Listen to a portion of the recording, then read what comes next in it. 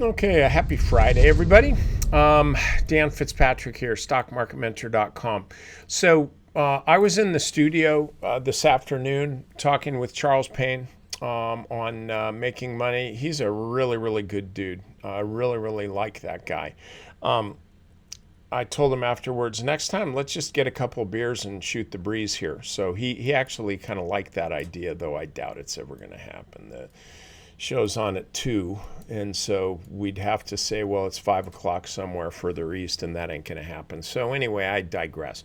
The point is, we're talking about these mega cap stocks, and I said, look, you want to just stay with the winners rather than trying to pick the losers. And my statement was, be patient with the winners so you don't have to be patient with the losers. And that still stands to reason. We've got money managers that are behind the 8 ball. We've had a really tough year for outperformance in this market with this big downdraft here. And that always kind of is the case. Most money managers will not, on average, outperform the S&P. And that's just a fact.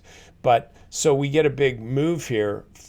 First of the year, boom. Then we get slammed down almost 10%. Then we get a really impressive rally up here in five months or so, and then slam down again here, and now we're back up here. So you're a big money manager, and you're trying to impress your clients, and the S&P ultimately is up a lot, and you're not.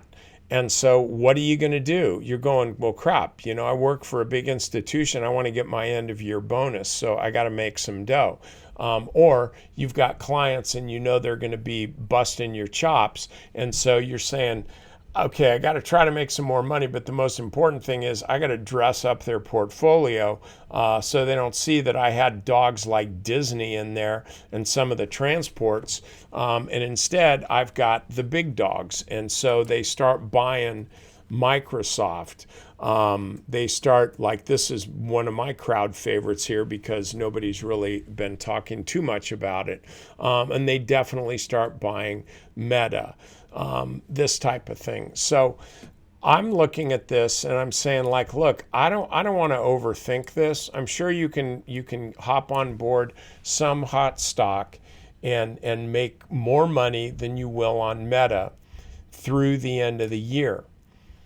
All I'm saying is, I think if you're buying the stock here, you're gonna make money into the end of the year.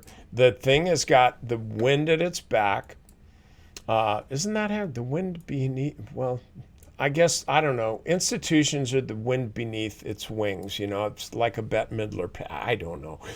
Anyway, so I'm looking at this, and definitely I see a 350 in the cards, which, doesn't seem like much. That's another 5% or so. But you know what? I'll take it.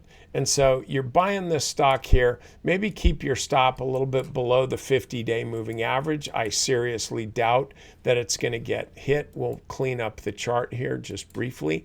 So I seriously doubt it's going to come down to the 50.